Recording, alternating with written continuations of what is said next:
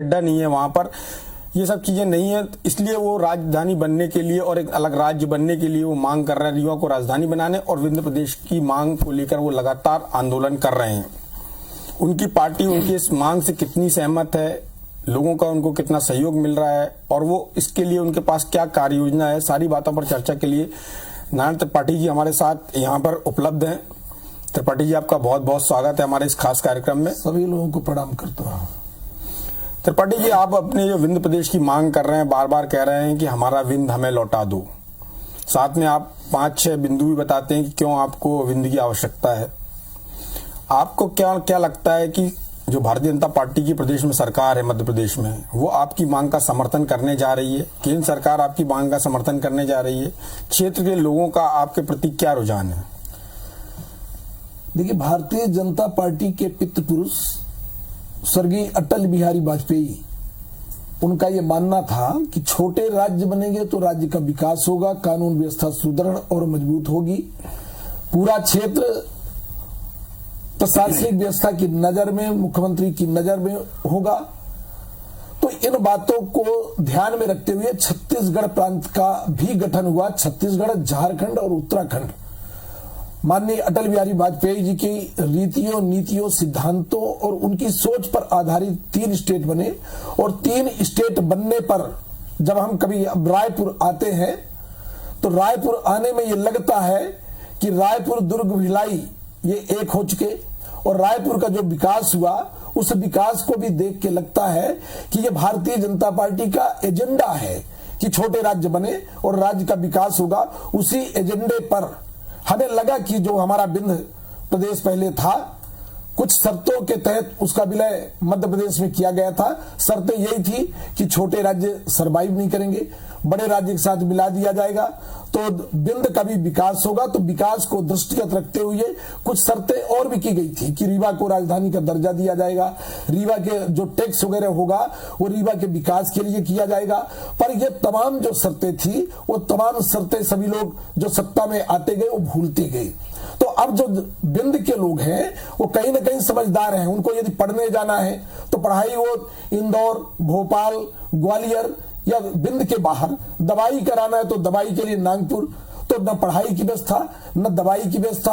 हमारे जो युवा हैं, जो खेल के प्रेमी हैं, जो हमारे अटल जी, माननीय मोदी जी कहते हैं कि खेलेगा कूदेगा बनेगा नवाब, तो खेलने के लिए कोई अंतर्राष्ट्रीय स्टेडियम नहीं, कोई बड़े ग्राउंड नहीं। तो विंध्य को मिला क्या है? विंध्य को उपेक्षा के अलावा कुछ नहीं मिला। सड़कें नहीं है, पहुंच मार्ग नहीं है, विंध्य का विकास नहीं हो पाया, स्कूल नहीं, कॉलेज नहीं, कोई व्यवस्था नहीं। तो अब विंध्य का आदमी जागरूक हो चुका है, युवा जागरूक हो चुका है। वहां का मजदूर भी अब ये समझने लगा है कि हमारा यदि विंध्य बन जाए तो हमें तो पूरे हिंदुस्तान में कोने कोने मजदूरी करने के लिए भटकना पड़ता है, कम से कम हमारे क्षेत्र में रोजी रोटी, काम धाम मिलेगा, हम अपने क्षेत्र में काम। त्रिपाठी जी, आपकी बात बहुत हद तक सही भी लग रही, लेकिन जो अन्य पार्टियों के नेता हैं, जैसे कांग्रेस की बात करें उसमें अजय सिंह हैं, भारतीय जनता पार्टी में आपके साथ राजेंद्र शुक्ला जी हैं, इसके अलावा जो मध्य प्रदेश विधानसभा के अध्यक्ष हैं वो भी आपके विंध्य क्षेत्र से आते हैं।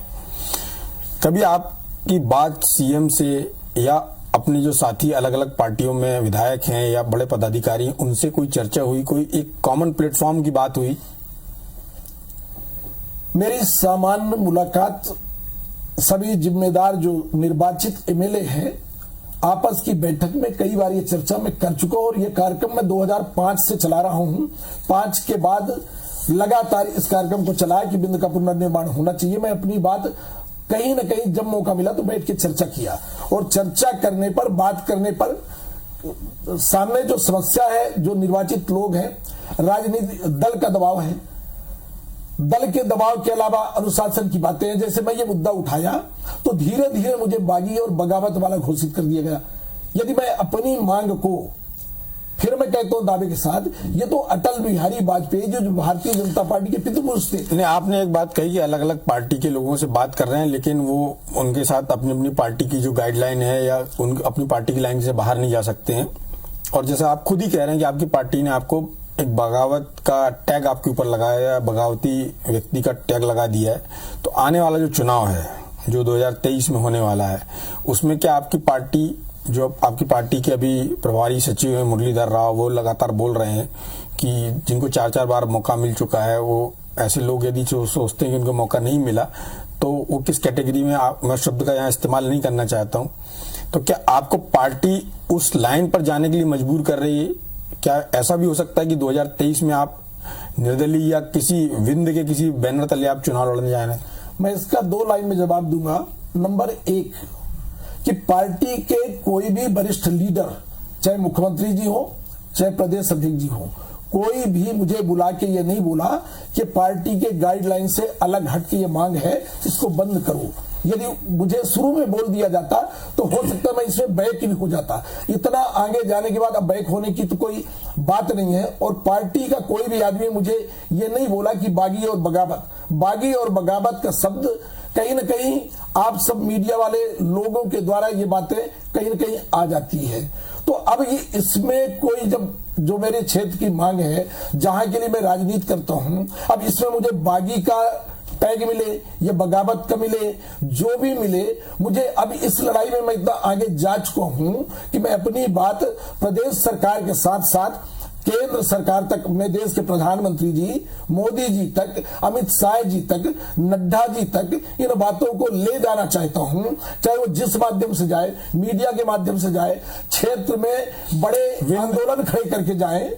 विंद की ये जो आप मांग कर रहे हैं, आपने कहा बड़े आंदोलन खड़े करना चाहते हैं या उसके लिए हमको जरूरत पड़ी तो वैसा करेंगे, क्या आपको लगता है कि अभी वहां पर आंदोलन का माहौल बन गया है या जनप्रतिनिधियों में ये भावना आ गई कि हमको अलग विंध्य प्रदेश चाहिए? जैसे छत्तीसगढ़ में एक भावना आ गई थी उस समय, भले उसमें बहुत सारी पार्टियां ऊपर से सामने तौर पर नहीं बोल रही थी, लेकिन वो लगातार उनके मन की भावना थी जो उभर के सामने आती थी। तो क्या विंध्य के लोगों की ऐसी भावनाएं सामने आ रही, कोई जन आंदोलन का रूप दिखाई दे रहा है आपको? छत्तीसगढ़ बनाने के लिए कोई बड़े आंदोलन नहीं हुए, पर छत्तीसगढ़ बनाना एक मजबूरी जैसी थी, इसलिए कि एरिया बहुत बड़ा हो जाता था, उसके आधार पर छत्तीसगढ़ बना दिया गया। अब जहां तक बिंद की बात आती है, बिंद में भी वही हाल है। बिंद में इतनी दूर, मध्य प्रदेश से इतनी दूरियां ये चारों तरफ की हो जाती है, तो कहीं ना कहीं हिंदुस्तान में तमाम स्टेट अभी नए भी बनने जा रहे हैं।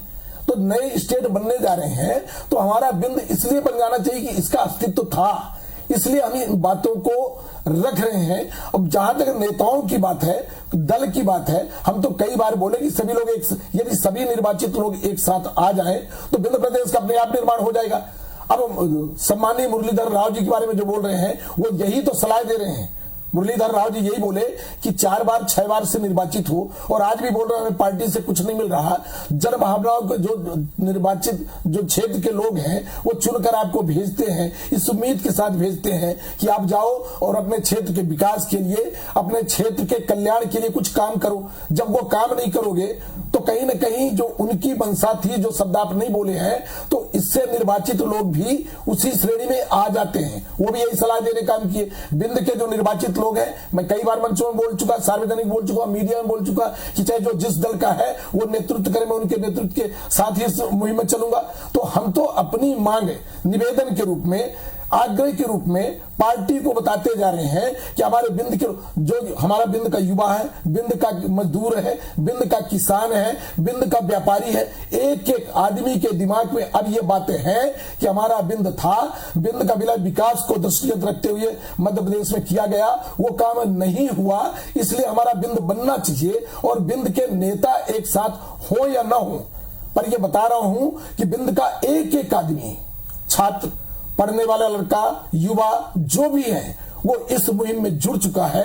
बिंद के पुनर्निर्माण की बात एक एक के दिमाग में आ चुकी है। त्रिपाठी जी, आपने कहा कि मुहिम में युवा जुड़ चुका है, पढ़ने वाले जुड़ चुके हैं, व्यापारी जुड़ चुके हैं, सभी लोग जुड़ चुके हैं। आप किन किन प्लेटफॉर्म पर अपना ये आंदोलन खड़ा कर रहे हैं? क्या सोशल मीडिया पे आपका चल रहा है, या विंध्य के जो लोग अलग अलग बाहर रह रहे हैं, जैसे आप रायपुर आए हुए हैं, छत्तीसगढ़ आए हुए हैं, तो यहाँ आप विंध्य वासियों से बात करने आए हैं कि वहां पर अपन को अलग राज्य बनाना है? तो जैसे विदर्भ में भी बहुत सारे लोग रहते हैं, वहां पर नागपुर में, भोपाल में, अन्य जगहों पर, इंदौर में, दिल्ली में, तो कहां कहां आप जा रहे हैं और किन किन प्लेटफॉर्म के माध्यम से आप लोगों को यूनाइट कर रहे हैं? नंबर 1 तो मैं एक एक आदमी को, बिंद के लोगों को तलाश रहा हूं। इंदौर में मेरा कार्यक्रम हो चुका, रायपुर में आज हमारा कार्यक्रम है, मैं नागपुर जाऊंगा, मुंबई जाऊंगा, बिंद के लोगों को इकट्ठा करूंगा। इन सबको इकट्ठा करने के बाद हम ग्रामीण इकाइयों तक कमेटियों का गठन कर रहे हैं, जिला इकाइयों की कमेटियों का गठन कर रहे हैं। हम पूरे जगह पहुंच चुके, जा चुके, लोगों को इकट्ठा कर चुके। पर यह कोरोना का जो दौर है, कोरोना का दौर हमें 2 साल से रोके हुए है, हमको काम नहीं कर पा रहे। ये महामारी है, इस महामारी से मुक्ति मिले, हमारे लोग सब संगठित होंगे और बिंद के पुनर्निर्माण के लिए एक साथ आकर जो नेता बनाते हैं, जो निर्वाचित होते हैं, जिनके दम पर नेता बनते हैं, वो खुद इस आंदोलन में आएंगे। त्रिपाठी जी, आपका कहना नेता लोग आएंगे, तो क्या आने वाले चुनाव में भारतीय जनता पार्टी या कांग्रेस या दूसरी जो पार्टियां वहां पर सक्रिय हैं, जैसे बहुजन समाज पार्टी का भी कुछ रोल है रीवा सतना में, तो ऐसी सभी पार्टियों के क्या घोषणा पत्र में, उनके एजेंडे में इस विषय को शामिल कराया जाएगा? जिसको बिंद की राजनीति करना है, बिंद में नेता बनना है, उसको बिंद के पुनर्निर्माण की बात करना पड़ेगा, एजेंडे में लाना पड़ेगा। और एजेंडे भर में लाने से काम नहीं चलेगा। धरातल में सबके बीच में जाके, मतदाताओं के बीच में जाके ये बोलना पड़ेगा कि बिंद प्रदेश हम बनवाएंगे, इसके लिए जो करना पड़ेगा वो करेंगे, तभी बिंद में लोग राजनीति कर पाएंगे, अन्यथा बिंद में कोई राजनीति नहीं कर पाएगा।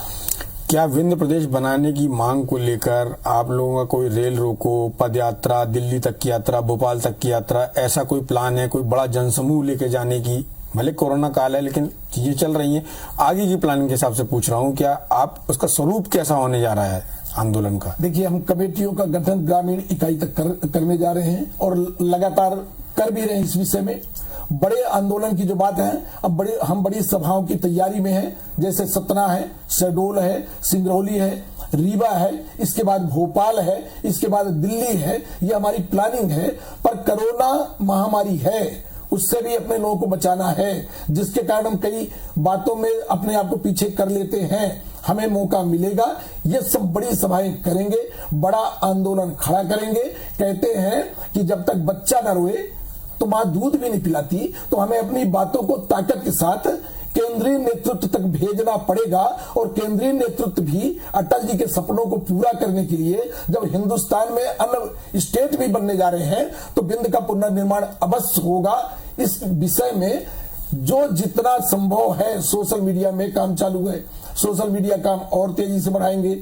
इसको बेहतर ढंग से, संगठित ढंग से बिंद के पुनर्निर्माण की नींव मजबूत करते हुए इसमें भव्य बिंद प्रदेश बनाने का काम करेंगे।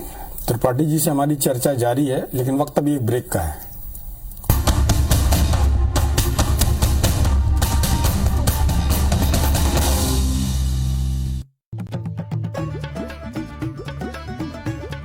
खुला दूध फ्रेश, बस फ्रेश नहीं है बेस्ट। पूछो सवाल नया, पूछो अब सेफ है क्या, पूछो अब सेफ है क्या। हाँ, ये नहीं सोचा, ये प्रश्न महत्व का। अरे पैकेट दूध सेफ सबसे, खुले दूध को बंद कर अब से, खुले दूध को बंद कर अब से। चल रहा है खुला कब से, चल रहा है खुला कब से। खुले में नहीं सेफ की गारंटी, पैकेट है टेस्टेड फॉर क्वालिटी। ये आया अमूल डेयरी से, बंद करती हूँ इसे अभी से, बंद करती हूँ इसे अभी से। अमूल ताजा है 4Q क्वालिटी टेस्टेड, यानी पौष्टिक पशु आहार, क्वालिटी की जांच, अत्याधुनिक प्रोसेसिंग और बेस्ट क्वालिटी पैकेजिंग। पैकेट दूध सेफ सबसे, खुले दूध को बंद कर अब से, खुले दूध को बंद कर अब से। अमूल दूध पीता है इंडिया। मध्य भारत का सबसे अत्याधुनिक कैंसर हॉस्पिटल, सभी प्रकार के कैंसर का सुरक्षित व विश्वसनीय इलाज अब एक ही छत के नीचे। बालको मेडिकल सेंटर, नया रायपुर, छत्तीसगढ़। कैंसर मुक्त समाज बनाने की ओर कार्यरत। पूजा में आहूजा अगरबत्ती है जरूरी, इसकी खुशबू से हो जाए मनोकामना पूरी। आहूजा अगरबत्ती मनोकामना पूर्ण करे, पूजा संपूर्ण करे। मेरी पिछली 10 साल की सफलता का राज सिर्फ एक ही है। ये कौन सा राज है? बायर का नेटिवो। सच? हाँ बिल्कुल। पिछले 10 सालों से फसलों को स्वस्थ बनाकर भारत के 20 लाख से भी अधिक किसानों के चेहरे पे मुस्कान लाया है एक सच्चा वृद्धि मित्र, बायर का नेटियो। नेटियो के इस दशकोत्सव के अवसर पर अपने खेतों को नेटियो की सुरक्षा प्रदान करें और अपने खेतों की उपज में वृद्धि लाएं। आप भी वृद्धि के इन 10 सालों का जश्न मनाइए। नेटियों का दशकोत्सव मनाइए।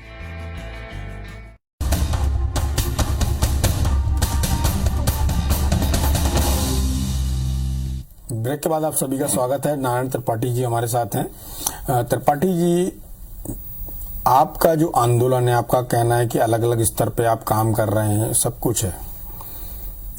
यदि आपको अपने प्रदेश की मांग उठानी है या उसको आपको एक अंजाम तक पहुंचाना है, और आपकी पार्टी भारतीय जनता पार्टी, जैसा कि आप कह रहे हैं कि अटल जी का सपना था, मोदी जी के समय अभी नए नए राज्यों का गठन होने वाला है, ऐसा आपको लग रहा है, लेकिन यदि नए राज्यों का गठन होता है और विंध्य प्रदेश नहीं बनता है, उस स्थिति में 2023 का चुनाव आप किस तरह से लड़ने जा रहे हैं? या चुनाव लड़ने जा रहे हैं या नहीं लड़ने जा रहे हैं, या आपकी पार्टी आपको टिकट ही नहीं देने जा रही है? जैसा कि मुरलीधर राव जी ने भी कह दिया, उन्होंने जिस शब्द का इस्तेमाल किया उसके साथ उन्होंने ये एक टैग भी जोड़ दिया कि 4-5 बार से ज्यादा के बाद यदि कोई टिकट मांगता है तो वो फिर हकदार नहीं है और उसको इस तरह की चीजें नहीं मांगनी चाहिए। दोनों चीजों को जोड़ के सवाल है मेरा कि आप, यदि वो स्थिति बनती कि पार्टी आपको टिकट नहीं देती है तो आप किस तरह से करेंगे, और पार्टी आपकी इस मांग को एंटरटेन नहीं करती तो आप किस स्थिति में जाने वाले हैं?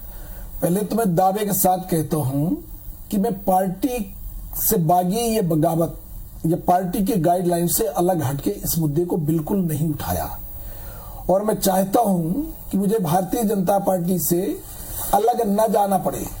मैं कभी नहीं चाहा कि भारतीय जनता पार्टी के खिलाफ बगावत करूं। मैं तो स्टेट की बात करता हूं कि हमारा बिंद पुनर्निर्माण हो जाए, और ये करेंगे कौन? हमारे मोदी जी करेंगे, प्रधानमंत्री जी करेंगे, राष्ट्रीय अध्यक्ष जी करेंगे, तो भारतीय जनता पार्टी करेगी और कोई दूसरा तो करेगा नहीं।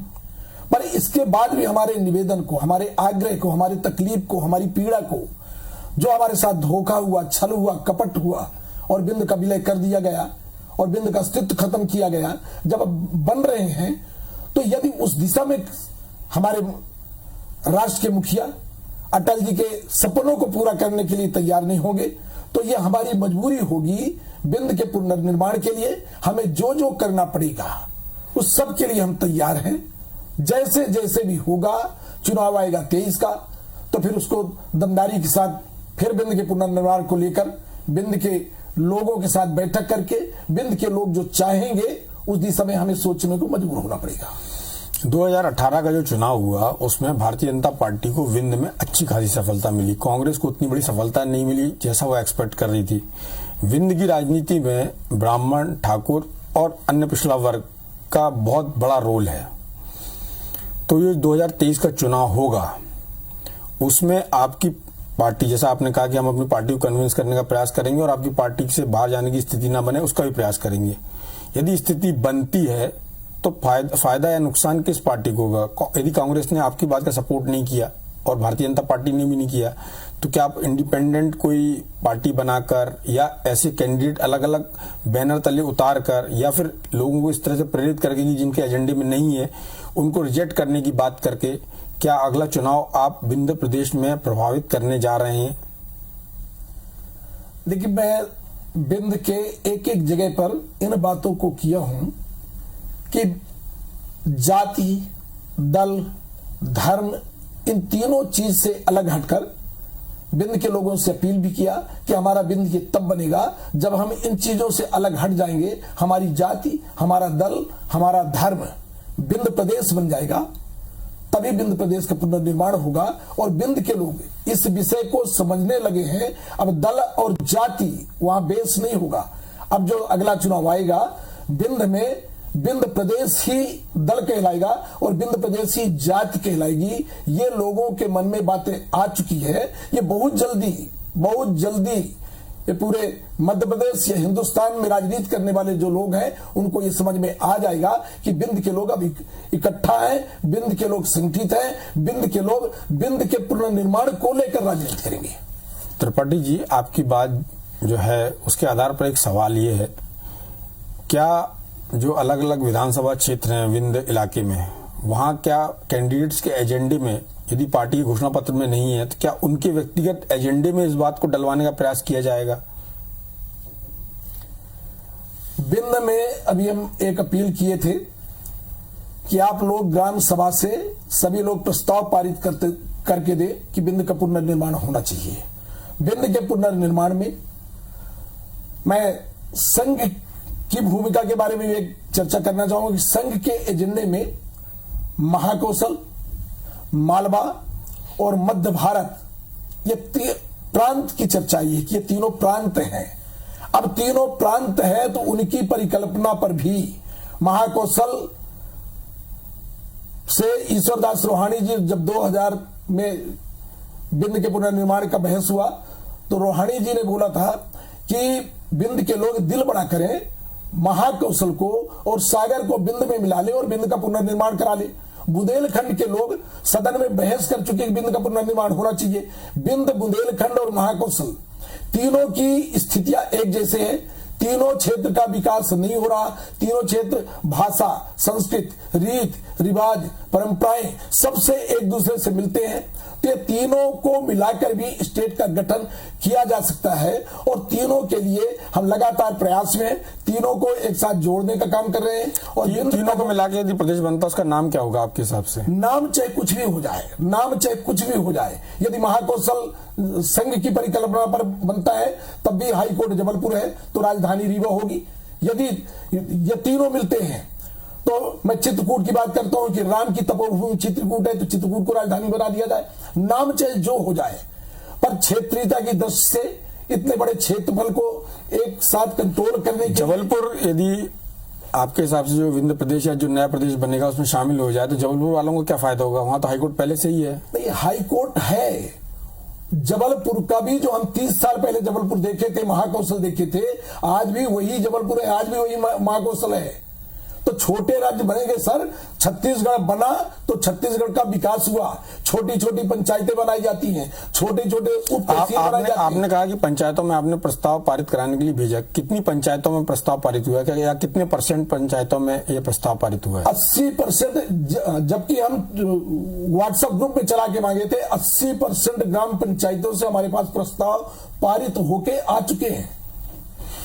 एक सवाल और कि जो आप आंदोलन कर रहे हैं और जो इस तरह से आपका आंदोलन बढ़ रहा है, तो यदि मैं बोलूं कि जब मांग पूरी होने वाली स्थिति से कितना पीछे हैं आप, या आपने कितनी दूरी तय कर ली है अपने आंदोलन में? सर, ये सफलता तो हमें मिलेगी। ये मांग जो है हमारी मान सम्मान स्वाभिमान का मामला है। हमारा जो था वो चाहिए। इसके लिए लड़ाई जिस तरह से भी लड़ना पड़ेगा, हमारे बिंद का पुनर्निर्माण होगा। मेरा आग्रह है आपके चैनल के माध्यम से सभी बिंदवासियों से भी अपील करूंगा, सब लोग इस बात को समझे गंभीरता से और इस अभियान में लगे। और साथ ही हम अपने नेताओं से भी, स्टेट के और देश के, उनसे भी अपील करते हैं कि अटल जी के सपने को पूरा करने के लिए बिंद का पुनर्निर्माण करा दे और हमारा बिंद हमें दे दे, जिससे उसका संपूर्ण विकास हो सके। तो ये थे हमारे साथ नारायण त्रिपाठी जी। त्रिपाठी जी, इस चर्चा में भाग लेने के लिए आपका बहुत बहुत धन्यवाद। प्रणाम करता हूँ। उम्मीद की जानी चाहिए कि नारायण त्रिपाठी जिस मुहिम में लगे हुए हैं वो मुहिम बहुत जल्दी पूरी होगी। और जैसा कि उनका कहना है कि विंध्य प्रदेश का जो विकास नहीं हो रहा, वहां के लोग जो पिछड़े हुए हैं और जिसकी तुलना वो छत्तीसगढ़ से कर रहा है कि छत्तीसगढ़ में बहुत तेजी से विकास हो रहा है, तो उम्मीद की जानी चाहिए कि केंद्र सरकार उनकी इस मांग को, राज्य सरकार उनकी इस मांग को पूरा करेगी। जैसा कि उनका कहना है कि राज्य की विधानसभा में इसका एक प्रस्ताव पारित हुआ था, तो उम्मीद की जानी चाहिए कि बहुत ही जल्द उसके परिणाम दिखाई देंगे। नहीं तो जो उनका सुर है वो आप समझ सकते हैं कि 2023 के चुनाव में किस पार्टी को फायदा और किसको नुकसान करने जा रहा है।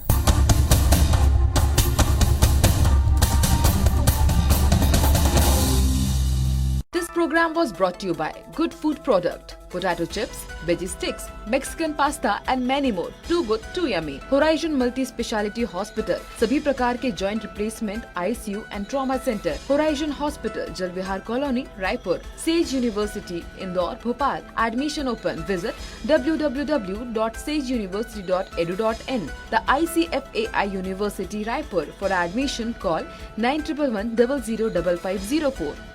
वृंदा चेस्ट एंड एलर्जी क्लिनिक, श्वास, छाती, एलर्जी एवं कोरोना रोग विशेषज्ञ, Lodhipara Chowk, Raipur. Coffee and crust, one of the best wood fired pizza in Raipur.